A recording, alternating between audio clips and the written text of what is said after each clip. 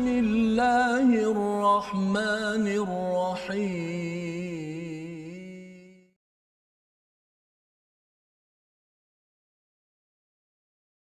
أعوذ بالله من الشيطان الرجيم.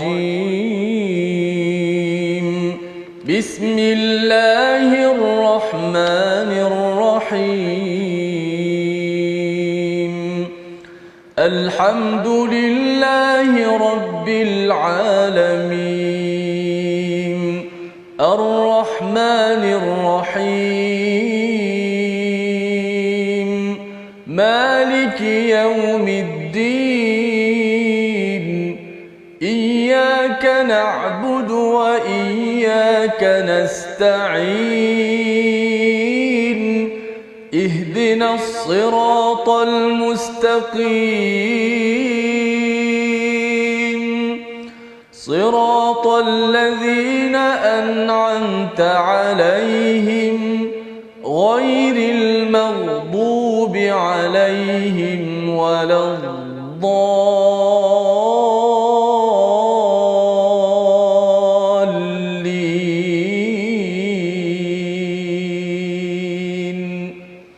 آمين. Assalamualaikum warahmatullahi wabarakatuh. Alhamdulillah wassalatu wassalamu ala Rasulillah wa ala alihi wa man wala syada la ilaha illallah syada Muhammadan abduhu wa rasuluh. Allahumma salli ala sayidina Muhammad wa ala alihi wa sahbihi ajma'in. Amma ba'du. Apa khabar tuan-tuan dan puan yang dirahmati Allah sekalian? Kita bertemu dalam My Quran Time baca faham amal pada hari ini. Kita bertemu pada halaman akhir daripada surah Al-Furqan, surah yang ke-25, untuk sama-sama kita menghargai apakah kesimpulan sambungan daripada sifat ibadur rahman yang disampaikan pada hari semalam, dan pada hari ini kita bersama Al-Fadhil Ustaz Tirmizi Ali. Apa khabar Ustaz? Alhamdulillah. Safah, apa khabar? Sihat, alhamdulillah Ustaz ya. Kita di hujung surah Al-Furqan. Allah. Ya, subhanallah, ini satu kurniaan daripada Allah, dan kita akan melihat apakah kesimpulan ataupun ciri-ciri tambahan daripada ibadur rahman yang kita belajar semalam bersama tuan-tuan yang berada di rumah, yang berada di pejabat. Mungkin kita bersama-sama untuk share, berkongsi pada hari ini. Kita mulakan dengan doa ringkas kita. Subhanaka la ilma lana illa ma 'allamtana innaka antal alimul hakim rabbi zidni ilma. Kita saksikan apakah ringkasan bagi halaman akhir surah Al-Furqan, iaitu pada ayat yang ke-68 kita akan melihat kepada sambungan sifat sebagai hamba Allah Ar-Rahman sehingga ayat yang ke-76, di mana Allah memberikan ganjaran yang besar, dan sila beri perhatian kepada apakah sifat hamba Ar-Rahman ini. Dan pada ayat yang terakhir, Allah tidak peduli kepada orang yang tidak beribadah, apatah lagi yang mendustakannya, sebagai satu peringatan daripada Allah, pujukan kepada Nabi. Kalau mereka degil pada ketika mereka di Mekah, kalau terus degil, maka sebenarnya Allah tak kisah pun, ya, Allah tak kisah pun, tetapi mereka, orang-orang yang degil itu yang perlu kisah bahawa sebenarnya Allah Ar-Rahman memanggil, tetapi jangan sampai Allah menafikan kasih sayangnya kepada orang-orang yang degil kepada Allah Subhanahu Wa Taala. Mari sama-sama kita mulakan dengan bacaan daripada ayat 68 hingga 71 dipimpin Al-Fadhil Ustaz Tirmizi Ali. Silakan Ustaz. Baik, alhamdulillah, terima kasih Fadhil Ustaz Tuan Fazrul, penonton-penonton, sahabat-sahabat Al-Quran yang saya kasih sekalian. Alhamdulillah, syukur pada Allah Subhanahu Wa Taala, pada hari ini kita dapat menyambung My Quran Time baca faham amal, dan kita berada di hujung dah surah Al-Furqan. Sambungan daripada ciri-ciri ibadur rahman, hamba-hamba kepada Tuhan Ar-Rahman. Kerana kita nak tahu apa yang melayakkan seseorang itu menjadi hamba Ar-Rahman yang dipuji ataupun yang sebagaimana diangkat dalam Al-Quranul Karim, dan kita berada pada surah ayat yang sangat penting, akhir surah Al-Furqan. Jom sama-sama kita sebarkan rancangan kita My Quran Time, dan sama-sama jom kita baca terlebih dahulu untuk kita mendapatkan pahala daripada Allah Subhanahu Wa Taala, dan Allah Taala menurunkan rahmat kepada kita. Insya-Allah selepas itu kita akan mencerahkan ayat-ayat ini insya-Allah. Baik, kita baca ayat 68 hingga 71. أعوذ بالله من الشيطان الرجيم. والذين لا يدعون مع الله إلها آخر ولا يقتلون ولا يقتلون النفس التي حرم الله إلا بالحق ولا يزنون ومن يفعل ذلك يلقى أثاما يضاعف له العذاب يوم القيامة ويخلد فيه مهانا إلا من تاب وآمن وعمل عملا صالحا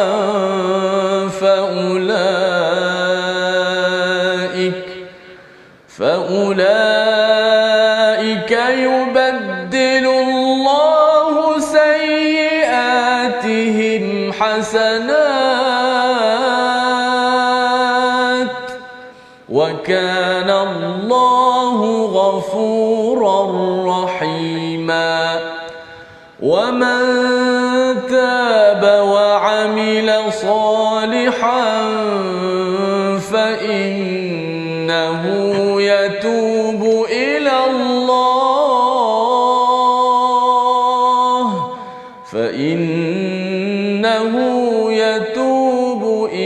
الله متابا صدق الله العظيم. Surah Al-Azim, gitulah bacaan daripada ayat 68 hingga 71 sebentar tadi untuk sama-sama kita melihat kepada apa pelajaran Ustaz ya daripada ciri hamba Ar-Rahman.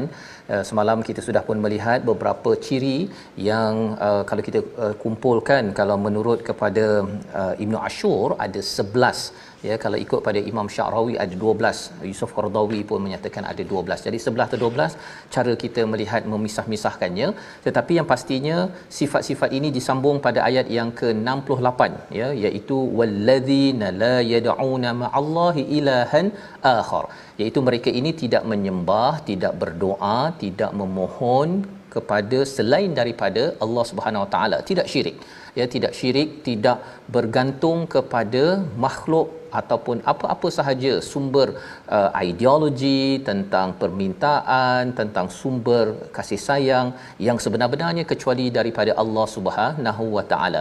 Ini penting kerana hamba Ar-Rahman ini tahu bahawa Allah Ar-Rahman sudah pun memberi macam-macam kepada kita. Kita tahu dah perkara ini, jadi kita akan mohon hanya kepada Allah Subhanahu Wa Taala. Dan yad'un ini maksudnya bukan sekadar seorang tetapi ramai. Jadi dia mengajak juga orang lain untuk jangan sembah, jangan doa, jangan minta kecuali yang paling tinggi adalah kepada Allah Subhanahu Wa Taala. Ini ciri pertama dalam ayat ini.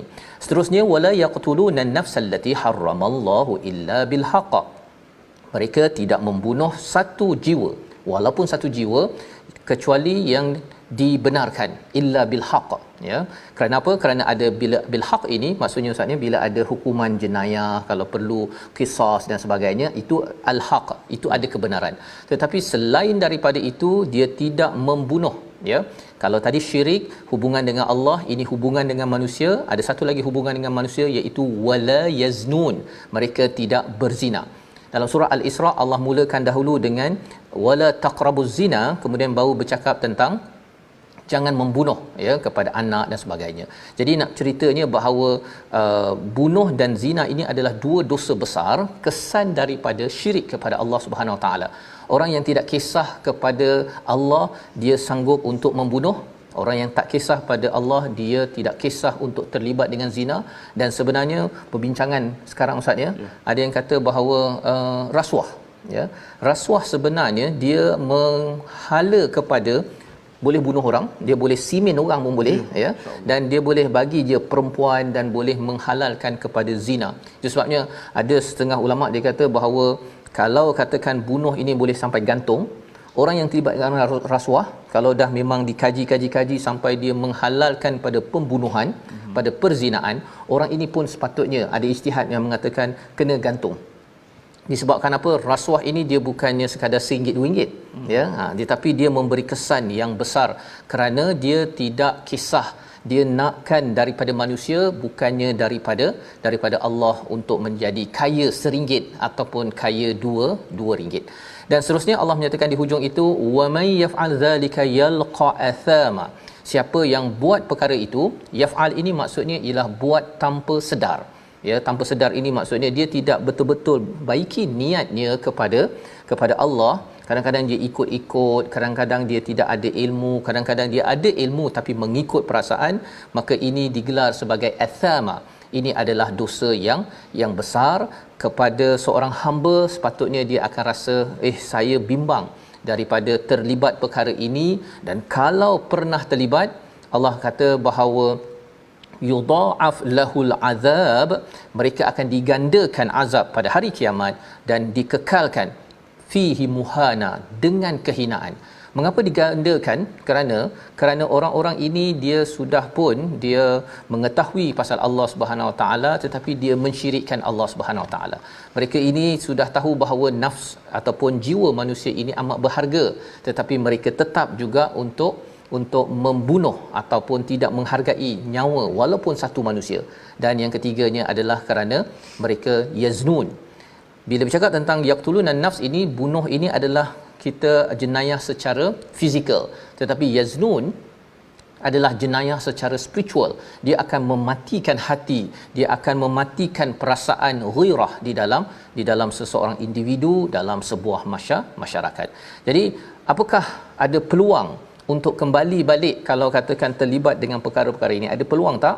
Allah cakap pada ayat yang ke-70, kita nak baca sekali lagi, rupa-rupanya masih ada peluang daripada Ar-Rahman. Masih ada peluang. Syaratnya apa? Syaratnya peluang itu perlu digunakan ketika kita masih dipinjamkan nafas, Ustaz. Ya, kalau ada di kalangan rakan-rakan kita yang kata saya ni dah terlibat dengan sembah kubur, ya, pakai tangkal, saya ni pernah mandi safar, ya, itu tandanya dia yad'una ma'allahi ilahan akhar, ataupun dia pernah terlibat dengan komplot, ya, pembunuhan ataupun perzinaan. Allah memberi harapan. Syaratnya kita baca daripada ayat yang ke-70. Silakan Ustaz. Insya-Allah Allah Subhanahu Wa Taala masih lagi beri peluang, Ustaz, harapan kepada kita untuk kita kembali kepada jalan ataupun kembali kepada landasan yang sebenar. Itulah kita baca dulu pada ayat yang ke-70 dan Ustaz Fas akan cerahkan lagi sekali lagi insya-Allah. Auzubillahi minasyaitanir illa man taba wa aman illa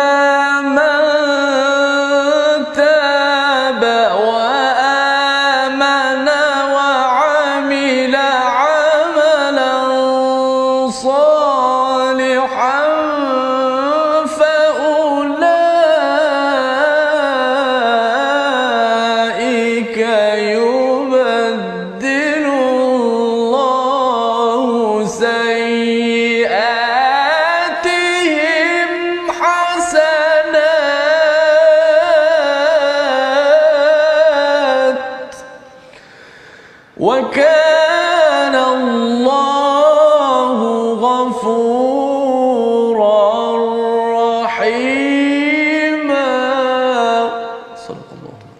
Surahul Azim. Kecuali orang-orang yang bertaubat dan beriman serta membuat kebaikan, maka kejahatan mereka diganti Allah dengan kebaikan. Allah Maha Pengampun lagi Maha Penyayang. Perbincangan tentang ayat ini, Ustaz, ya, sebenarnya orang yang buat silap kemudian dia bertaubat, dia bukan sekadar dia jadi orang baik, dia jadi lebih baik. Ini adalah betapa Allah ini Ar-Rahman. Apa syaratnya? Yang pertama ialah mereka ini bertaubat. Apa maksud bertaubat? Kembali balik kepada apa yang Allah serukan, iaitu jangan menyeru ataupun yad'una ma'allahi ilahan akhar, tidak mensyirikkan Allah. Kalau selama ini dia kata bahawa saya tak perlu saya tak perlu untuk sembahyang, ataupun saya ini perlu melakukan minta daripada tok nenek nak masuk hutan contohnya, perkara-perkara itu bila dia kembali kepada ajaran asal, iaitu sebenarnya saya minta perlindungan daripada Allah, baca bismillahilladzi la yadurru ma'asmihi syai'un fil ardi wala fis samai wa huwas samiul alim contohnya, ataupun membaca doa yang ringkas yang boleh kita faham, minta perlindungan terus pada Allah. Ataupun dia bertaubat daripada terlibat dengan jenayah bunuh. Kadang-kadang dia tak bunuh, tetapi dia mengiyakan, dia membantu, dia menyuruh ke arah pembunuhan jenayah itu, maka kalau bertaubat yang pertama, yang keduanya dia perlulah beriman. Ya, dia kembali kepada Allah, dia baiki iman, kerana iman inilah yang menyebabkan kita tahu saya buat ini bukan kerana manusia, tapi saya buat ini kerana Allah Subhanahu Wa Taala. Beriman, dan iman itu perlu dibuktikan dengan wa'amila amalan salihah, iaitu dia mengerjakan perbuatan yang betul-betul islah, yang membaiki lagi daripada apa yang telah dia buat.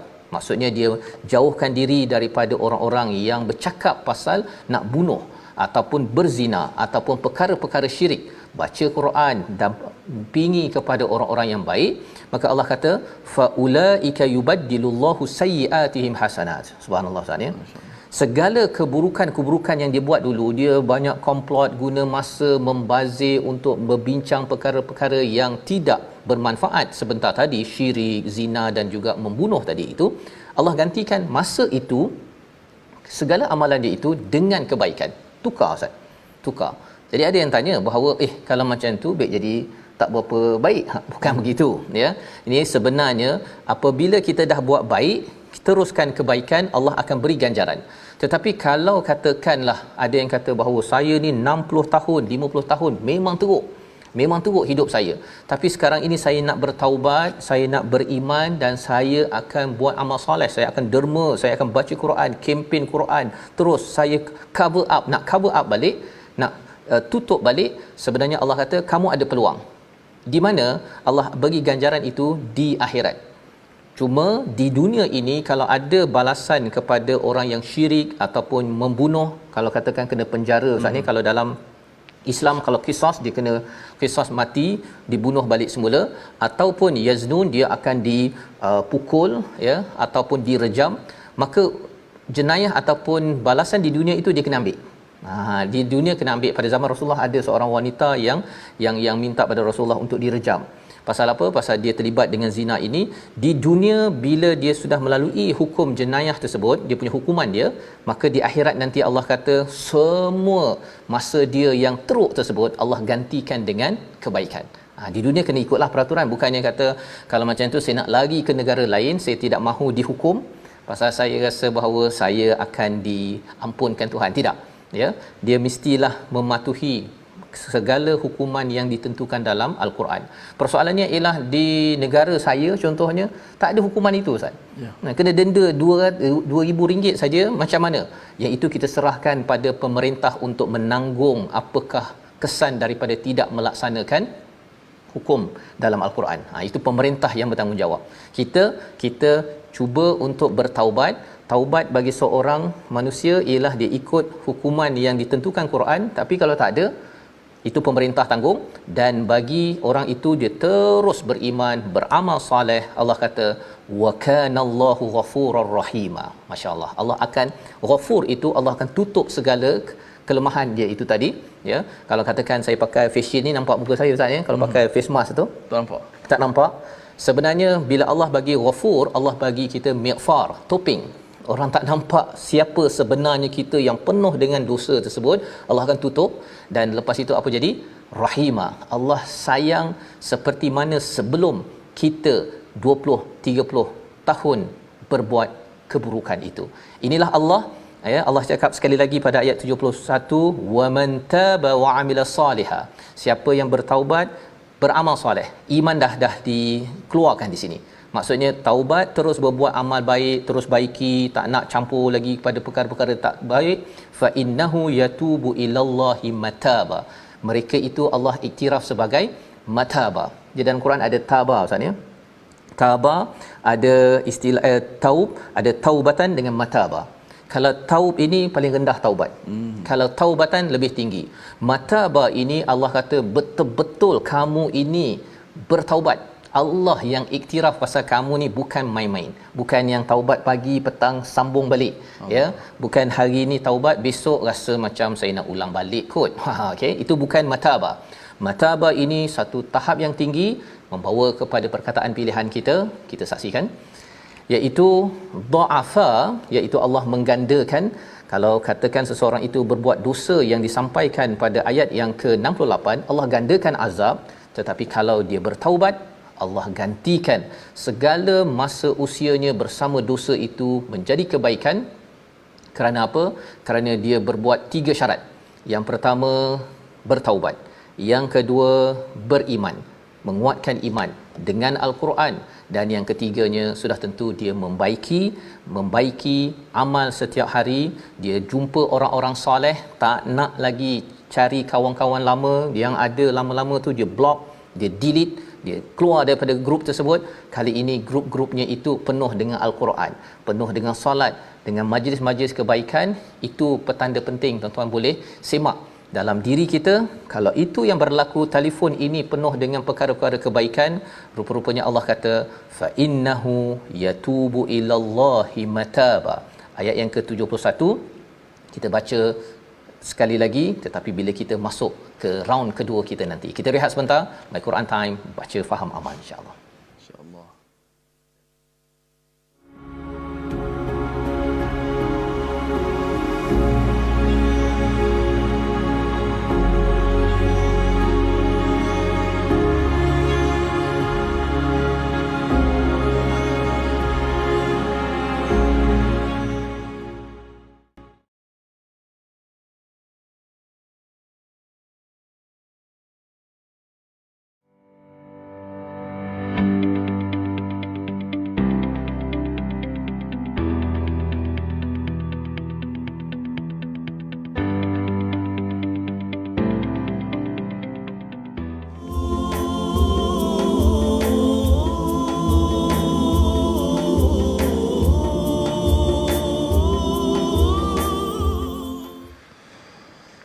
بسم الله الرحمن الرحيم ومن تاب وعمل صالحا فإنه يتوب إلى الله متابا. Dan barang siapa yang bertaubat dan disusuli dengan amal-amal salih, melakukan kebaikan, maka sesungguhnya dia bertaubat kepada Allah dengan taubat yang sesungguh-sungguhnya. Maka mudah-mudahan kita sentiasa bertaubat kepada Allah Subhanahu Wa Taala, dan inilah bertuah dan beruntungnya orang-orang yang Islam, dia boleh terus direct bertaubat kepada Allah Subhanahu Wa Taala. Ada soalan Ustaz Fas, orang tanya seorang syekh tu, saya teringat perbualan tu. Macam mana Syekh, saya banyak melakukan dosa, jadi saya rasa macam malas nak bertaubat. Saya nak tunggu last saya buat dosa baru saya nak bertaubat. Lalu Syekh tu kata begini, setiap kali kamu kalau takdir kamu buat dosa, janganlah buat. Tapi kalau kamu buat dosa, bertaubat. Buat dosa lagi, taubat. Boleh jadi kamu taubat yang kelima, keenam, sebenarnya kenikmatan buat maksiat tu dah hilang sedikit demi sedikit. Mudah-mudahan Ustaz Fas itu istilah tadi yang istilah taubah, kemudian taubatan, ya, dan juga mataba. Dia awal tu kita bertaubat itu dia mungkin tahap taubun, kan, tapi lepas tu taubatan, lepas tu dia akan jadi mataba. Allah je yang tahu sebenarnya kita di tahap mana, tapi jangan putus asa untuk kita mencapai tahap mataba. Masya-Allah. Baiklah, bersama-sama kita memperbanyakkan taubat kita kepada Allah, dan mudah-mudahan kalau kita buat dosa tidak menjadikan kita sombong. Mana aku banyak dosa. Ada orang dia tak rasa dia buat dosa, jadi dia terus rasa dia tak pernah buat dosa, jadi dia sombong. Tapi kalau orang buat dosa kemudian dia kembali kepada Allah, dia tunduk patuh, Allah Taala sangat-sangat menyukai dan menyayangi. Baik, alhamdulillah, kita ambil sikit tajwid pada hari ini. Masih lagi berkenaan dengan hukum ra. Ra yang mana keadaan yang dibaca dengan tebal. Nanti kita akan masuk ra macam mana keadaan nipis pula bagaimana. Sekarang kita masuk ra yang keadaan dibaca tebal. Kita lihat di slide kita yang mana hukum ra yang kadang-kadang tebal dan nipis ini. Maka huruf ra yang kita nak bicarakan adalah huruf ra yang dibaca dengan tebal. Apa keadaan dia? Iaitulah huruf ra yang sakinah, iaitu ra yang mati kerana wakaf. Okey, ra tu dimatikan sebab kita wakaf di hujung tu. Ada huruf ra. Maka huruf kita tengok huruf sebelum ra itu. Sebelum ra itu juga huruf yang mati selain daripada huruf ya. Dan mana huruf sebelum ya itu juga berbaris dhammah di depan. Contoh, kita tengok contoh dulu. Yukhrijuhum minadh-dhulumati ilan nur. Ilan nur. Ra tu dimatikan. Walaupun ra tu baris bawah kan, tapi bila matikan jangan tengok ra tu baris apa. Sebab ra baris bawah memang kena baca nipis. Tapi bila kita wakaf, ra tu dah dimatikan. Tengok sebelum ni, kalau ada waw yang mati ataupun huruf apa saja huruf selain daripada ya. Tengok pula sebelumnya, kalau ada huruf tu berbaris di depan, maka dibacakan ra itu dengan tebal. Ilan nur, dibaca dengan tebal. Juga contoh yang kedua, fa innal insana kafur, dibaca dengan tebal. Boleh apa ni, lihat apa ni, boleh dekatkan apa ni, kaca TV dekat wajah saya supaya saya nak contohkan kepada penonton-penonton. Ilan nur, itu bacaan yang tebal. Nur, jangan baca begini. Nur, itu nipis. Kafur, itu contoh yang salah. Ra yang dibaca tebal, yang mana sebelumnya ada huruf yang mati dan sebelumnya huruf yang berbaris di depan. Kita bacaan tebal macam mana bunyinya? Ilan nur kafur. Begitu contoh yang dibaca dengan tebal. Jangan kita terlalu melampau kerana nak tebal, dan jangan kita menipiskan pula ra itu. Wallahu a'lam. Okey, alhamdulillah, terima kasih ucapkan pada Ustaz Tirmizi ya, bersama kita untuk melihat kepada huruf ra sebentar tadi Ustaz ya. Jadi alhamdulillah, moga-moga kita dapat bacaan yang terbaik, dan kita nak meneruskan kepada ciri hamba Ar-Rahman di dalam ayat yang ke-72 ya. Kita nak menyambung, kalau kita lihat daripada ayat yang ke-71 tadi itu, mataba itu orang yang benar-benar bertaubat ya. Apakah benar-benar orang bertaubat? Sambungan ciri-ciri hamba Ar-Rahman seterusnya ini ada clue kepada kita bagaimana nak memastikan bahawa kita ini jauh daripada perkara-perkara dosa, perkara-perkara yang syirik tadi itu, dan menuju hamba Ar-Rahman. Kita menyambung daripada ayat 72 hingga 77, kesimpulan akhir surah Al-Furqan. Baik, alhamdulillah, jom kita terus sambung apa lagi ciri-ciri ibadur Rahman. Kita nak contohi perkataannya, nak contohi perbuatannya yang menjadikan seorang tu ibadur Rahman. Kita baca ayat yang terakhir bahagian muka surat 366 daripada ayat yang ke-72 hingga ayat 77. Nahwan insya-Allah. A'udzu billahi minasy syaithanir rajim. والذين لا يشهدون الزور وإذا مروا باللغو مروا كراما والذين إذا ذكروا بآيات ربهم لم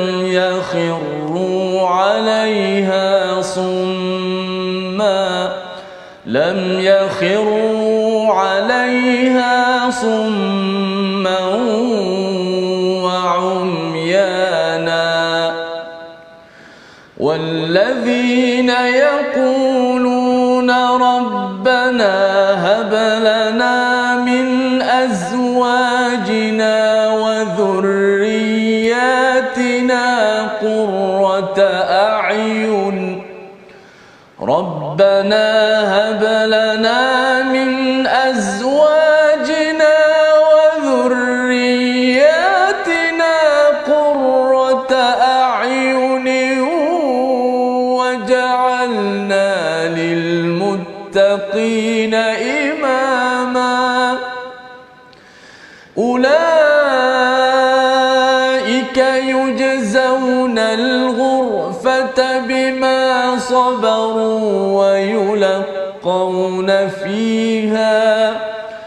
ويلقون فيها تحية وسلاما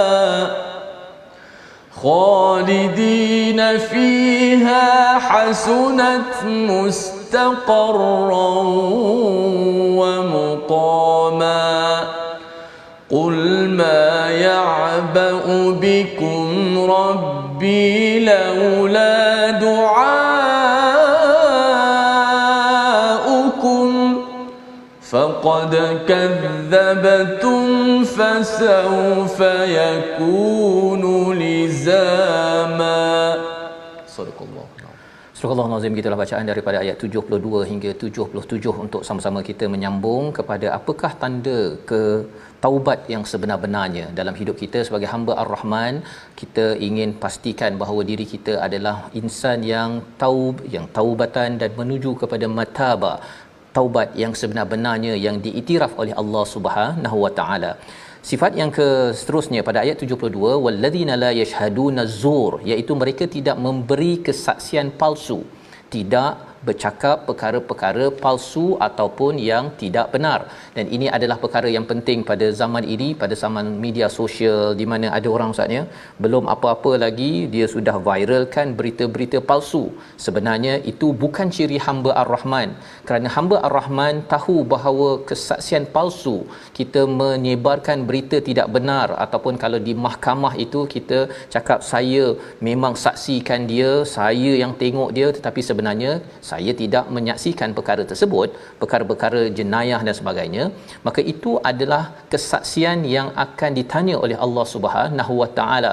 Dan mengapa orang sanggup berbunuh, mengapa orang sanggup syirik ataupun terlibat dengan perkara dosa besar yang lain? Kerana kesaksian palsu, suka menipu, suka viralkan perkara-perkara yang tidak betul. Jadi kaedah pemikirannya itu tidak salama, sebagaimana ciri pertama ibadur rahman yang kita bincang semalam. Dan seterusnya ialah wa idza marru billawi marru kirama, apabila dia lalu kepada program-program tak baik, ya, dia akan beransur daripada tempat itu dengan cara yang penuh kehormatan, tidak marah-marah, tidak menghina orang, tetapi dia tidak mahu bersekongkol dengan perkara yang tidak baik. Orang nak mengumpat, orang nak buat fitnah, konsert yang tidak bermanfaat, semuanya dia lalu dan dia tidak akan bersama dengan tempat ini. Kenapa? Kerana ia akan mencetuskan dosa-dosa yang seterusnya. Mungkin awalnya kecil, tetapi lambat laun dia akan menjadi besar. Ayat yang ke-73, ciri hamba Ar-Rahman seterusnya adalah walladzina idza dzukiru biayati rabbihim, bila diingatkan ayat-ayat Tuhannya, lam yakhirru 'alaiha summan wa umyana, dia tidak tunduk dalam keadaan pekak dan juga buta. Apa maksudnya? Maksudnya ialah dia tidak acuh tak acuh. Bila ayat Quran ada, dia dengar betul-betul. Bila ada sesuatu tazkirah, dia dengar betul-betul, dia tak cakap bahawa alah saya dah dengar dah perkara ni, ataupun tak apa, ini tazkirah saya berapa ribu kali dah saya dengar dekat YouTube, dekat mana saya dah banyak ceramah yang saya dah dengar. Dia tidak bercakap begitu. Kerana apa? Kerana dia tahu bahawa kandungan perkara itu adalah ayat rabbihim, ini datang daripada Tuhan, dan dia tidak memperkecilkannya. Perkara yang pertama, dia tidak pekak kepada ayat-ayat Allah. Wa umyana, iaitu mereka ini tidak buta, ya. Pada ayat yang ke-73 ini maksudnya ialah mereka ini tidak menutup kefahaman mereka daripada perkara yang betul. Ustaz, ya, apa maksud buta? Kadang-kadang kita memanglah mata kita celik, tetapi bila Allah kata bahawa jangan syirik, bila dia dapat ayat Allah itu, dia tukar perspektif dia. Saya ni mesti tidak syirik, jangan lagi ikut cara lama. Saya perlu menghargai akhirat, bukan sekadar tengok perkara dunia. Tetapi kalau orang buta mata hati yang dinyatakan wa umyana ini, dia tengok bahawa apa yang saya buat ini dah betul lah, kan? Saya tengok bahawa dunia ada duit, saya kejar je lah. Tetapi bila dia tengok dalam keadaan ayati rabbihim, cermin matanya, kanta dia itu sudah bertukar. Dia melihat dalam keadaan macam mana duit yang saya ada ini mesti saya gunakan untuk saya laburkan mendapat akhirat saya bila sampai di akhirat nanti. Itu cara pandang orang yang dicirikan, diistilahkan sebagai hamba Ar-Rahman. Dan kemudian apa lagi sifatnya di hujung itu, ayat 74. Kita nak ulang balik, ini adalah doa daripada seorang hamba Ar-Rahman. Bila selalu menjaga amalan, bila tak bersekongkol dengan perkara-perkara yang zur, yang palsu, ataupun yang la'un, yang sia-sia, kesannya dia daripada hati yang bersih keluar satu doa. Apakah doanya itu? ayat 74. Kita baca sekali lagi Ustaz. Baik, jom kita baca ayat 74. Terima kasih Ustaz Dr. Fazrul. Kita nak baca ayat 74 yang selalu kita dengar sebenarnya. Jom, tapi kali ini kita nak baca, kemudian kita nak cerahkan apa yang dimaksud ke isteri zuriat tuan kami qurrata a'yun tu, perkataan qurrata a'yun, kemudian adakah pemimpin orang-orang yang bertakwa itu. Jom kita baca dulu. A'udzubillahi minasyaitonir rajim. والذين يقولون ربنا هب لنا من أزواجنا وذرياتنا قرة أعين وجعلنا للمتقين إماما. صدق الله. Dan orang-orang yang berkata, ya Tuhan kami, anugerahkanlah kepada kami pasangan kami dan keturunan kami sebagai penenang hati, qurrata a'yun, dan jadikanlah kami pemimpin bagi orang-orang yang bertakwa. Ada dua perkara dan dua perkara. Dua perkara itu apa? Kita selalu berdoa agar Allah berikan hadiah. Hablana ini ya daripada perkataan hibah, sebagai satu hadiah. Ya Allah, berikanlah hadiah besar kepada kami, iaitu yang pertama azwajina, pasangan kami. Kalau seorang isteri, dia doakan dapat suami. Kalau seorang suami, pada isterinya. Kalau orang belum berkahwin, dia doakan Ustaz juga. Dia doa, kalau boleh nanti ya Allah, bukan kalau boleh, ya Allah tolong bagi hadiah pada saya ya Allah, berjumpa dengan pasangan saya yang menjadi qurrata ayun. Yang pertama pasangan. Yang kedua adalah zurriyatina, iaitu bukan sekadar anak kami tetapi cucu cicit kami ini adalah qurrata ayun. Apakah maksud qurrata ayun? Dia kalau qurrata ayun Ustaz ya, dia kalau orang-orang di negara Arab itu, bila dia dia suka sangat, suka sampai mengalir air mata. Itu qurrata ayun. Ya, suka sangat sampai mengalir air mata. Bukan pasal sedih ke marah ke sampai mengalir air mata. Itu bukan. Ini qurrata ayun, ini penyejuk mata. Penyejuk mata. Jadi apa maksud penyejuk mata? Apa yang kita lihat dalam ayat ini sebenarnya bercakap tentang pasangan zuriat yang melakukan kebaikan Ustaz. Dia puncak kepada kebaikan itu bila kita dah selalu suruh anak kita sembahyang, tapi satu masa Ustaz ya, kita tengok dia tak kita suruh sembahyang, dia sembahyang. Subhanallah. Ya, pasangan kita, isteri suami kita tak ada suruh apa-apa tapi dia buat baik, maka inilah yang dinamakan sebagai qurrata ayun, puncaknya. Ya, kalau katakan kebaikan itu dalam bentuk akhlaknya yang mulia, tolong maknya, tolong ayahnya, ya, si suami tolong si isteri tolong si suami, maka inilah yang dinamakan sebagai penyejuk mata. Penyejuk mata. Dia lawan kepada ni pemanas mata lah Ustaz. Ya, balik rumah tak solat lagi, main game, tak tidak kemas rumah, kemudian tak baca Quran, itu pemanas mata. Allah. Pemanas mata. Ya, kalau katakan balik rumah masih lagi bersepahnya, anak tak kemas ya, ataupun si suami pun tak kemas, si isteri pun tak masak lagi, ini pemanas mata ya. Maka kita doa perkara ini, ibadur rahman, satu doa ini kita minta, maksudnya mungkin tak jadi lagi Ustaz. Kadang-kadang kita tengok anak kita tu memanaskan mata, cepat-cepat kita doa yang ini. Jangan pula waktu kita doa tu tengok panas mata, ini bukan anak saya kot. Ya, itu satu anak kan. Kalau katakan isteri macam mana pula? Lain macam kan. Kalau katakan doa-doa rasanya macam dia ni tak menyejukkan mata. Kena cari yang menyejukkan mata. Itu lain pula. Bukan. Kefahamannya ialah apabila kita doa ini, kitalah yang menyejukkan mata dahulu. Kita ada Tuhan, Rabbana, ya, Tuhanku. Ya, bila kita jumpa anak kita tak kemaskan itu, kita tahu ini khatam istilahnya jahilun kan. Dia tak tahu, mungkin dia terlupa ke dia leka ke. Jadi kitalah yang akan balas dengan salama ya. Jadi ini cara bagaimana kita mengaitkan ciri hamba Ar-Rahman yang pertama yang kita belajar semalam dengan ciri ke-11 yang kita tengok paling hujung ini. Dapat kita beramal dengan doa ini, Allah kata balasannya ayat 75, ulaika yujzaunal ghurfah. Allah akan membalas dengan al-ghurfah. Kalau tuan-tuan belajar bahasa Arab moden, ghurfah ini Ustaz ialah bilik kecil. Studio kecil je. Kita kalau sewa bilik dekat Shah Alam tu studio 200-300 ringgit.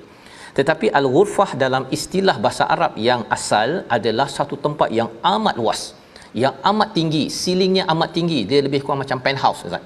Ya, tempat yang amat sampai besar, tinggi, mewah. Ini yang Allah janjikan kepada siapa? Bima sabaru, dengan kesabaran melaksanakan 11 perkara ini, wa yulaqauna fiha tahiyatan wassalama. Subhanallah. Mereka akan disambut oleh apa? Penghormatan, tahiyah, dan juga kesejahteraan. Orang jumpa assalamualaikum saja, Ustaz, di syurga nanti. Ya, dan bila cakap tentang salam tahiyah ini, biasanya kita bagi salam kepada orang yang kita kenal. Cuba bayangkanlah nanti yang bagi salam pada kita, Ustaz, ialah Nabi Muhammad sallallahu alaihi wasallam. Ya, siapa lagi? Orang-orang ulama-ulama yang tersohor yang kita tak pernah jumpa, Imam Bukhari contohnya. Kita boleh bagi salam, dia pun bagi salam kepada kita, dan ini adalah kelab orang baik. Kelab orang baik, walaupun asalnya di dunia tidak baik, tetapi akhirnya dia mengamalkan 11 ciri daripada surah Al-Furqan ini, Ibadur Rahman, dia dapat ganjaran ini. Ya, dan ini kekal. Allah kata pada ayat yang ke-72, kekal di dalamnya, hasunat mustaqarran wa muqama. Ini adalah tempat yang sebaik-baik mustaqar, tempat rehat, tetapi bukan sekadar tempat rehat, wa muqama. Ini adalah tempat bermukim yang kekal selama-lamanya. Maksudnya ialah kalau kita nak mustaqar dekat satu syurga, Ustaz, ya. Lepas tu rasa macam saya nak ubahlah, pergi ke tempat lain, syurga juga. Pergi tempat lain, syurga juga. Kalau di dunia ini mustaqar ini mungkin RNR, kat sini tak sedap makanan, kita pergi RNR lain. Tapi di akhirat nanti RNR kita, mustaqar kita itu, pergi ke tempat lain, RNR itu masih best. Itu menyebabkan kita nak muqama, berada di tempat itu, tapi kita boleh berpindah kerana tempatnya amat luas. Inilah peringatan daripada Allah. Di hujung ini Allah menyatakan, kalau segala tawaran ini kamu tidak berminat, Allah kata, aku tidak perlukan kau.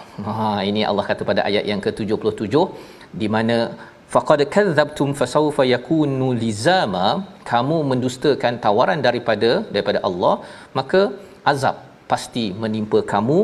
Ini templak kepada orang-orang yang tidak mahu kembali kepada Quran, tidak mahu menjadi hamba Ar-Rahman. Kita lihat resolusi pada akhir ini, insya-Allah. Yang pertama, elakkan menyembah atau memohon selain daripada Allah sebagai tempat mutlak dalam hidup kita. Yang kedua, sentiasa bertaubat agar Allah gantikan keburukan yang kita laksanakan itu dengan kebaikan, dengan taubat mataba yang sebenar-benarnya.